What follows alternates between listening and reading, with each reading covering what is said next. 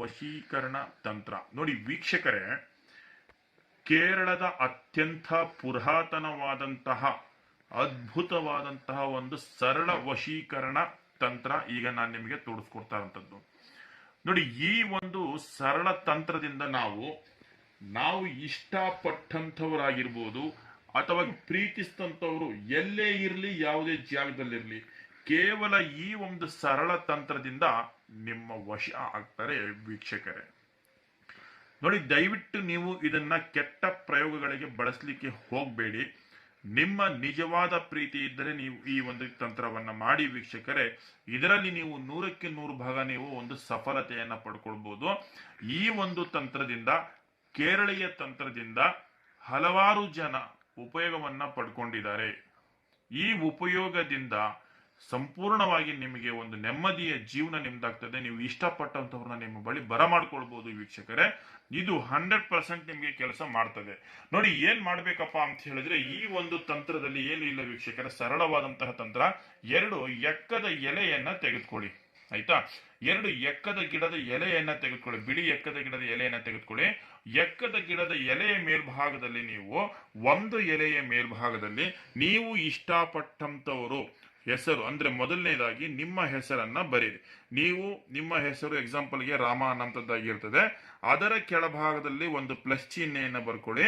ಕೆಳಭಾಗದಲ್ಲಿ ಸುಮಾ ಅನ್ನಂಥದ್ದು ನೀವು ಇಷ್ಟಪಟ್ಟಿದಂತಹ ಒಂದು ಸ್ತ್ರೀ ಆಗಿರ್ಬೋದು. ಆಯ್ತಾ, ನೋಡಿ ಇಲ್ಲಿ ಕಾಣಿಸ್ತಾ ಇದೆಯಲ್ಲ, ಮೊದಲನೇದಾಗಿ ನಿಮ್ಮ ಹೆಸರು, ಅದರ ಕೆಳಭಾಗದಲ್ಲಿ ಒಂದು ಪ್ಲಸ್ ಚಿಹ್ನೆಯನ್ನು ಹಾಕೊಳ್ಳಿ.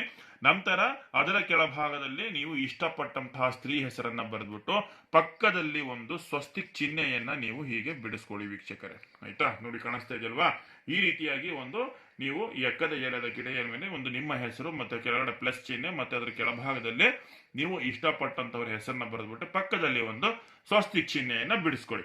ಇದಾದ ನಂತರ ನೀವು ಇನ್ನೊಂದು ಎಕ್ಕದ ಗಿಡದ ಎಲೆಯ ಮೇಲೆ ಈಗ ನಾನು ನಿಮಗೆ ಒಂದು ಮಂತ್ರವನ್ನ ನಾನು ತೋರಿಸ್ಕೊಡ್ತೀನಿ. ಆ ಮಂತ್ರ ಏನಪ್ಪಾ ಅಂತ ಹೇಳಿದ್ರೆ, ನೋಡಿ ನಿಮಗೆ ಓಂ ನೀಲಂ ವಶಂ ಫಟ್ ಸ್ವಾಹ. ಆಯ್ತಾ, ನೋಡಿ ಇಲ್ಲಿ ತೋರಿಸ್ತಾ ಇದ್ದೀನಿ ನೋಡಿ ವೀಕ್ಷಕರೇ, ಓಂ ನೀಲಂ ವಶಂ ಫಟ್ ಸ್ವಾಹ ಅನ್ನೋಂಥದ್ದು ಇದು ಮಂತ್ರ. ಇದು ಕೇರಳೀಯ ಒಂದು ಮಂತ್ರ, ಇದು ವಶೀಕರಣದ ಮಂತ್ರ. ಈ ಮಂತ್ರವನ್ನ ನೀವು ಇನ್ನೊಂದು ಎಲೆಯ ಮೇಲೆ ಬರ್ಕೊಳ್ಳಿ ವೀಕ್ಷಕರೇ.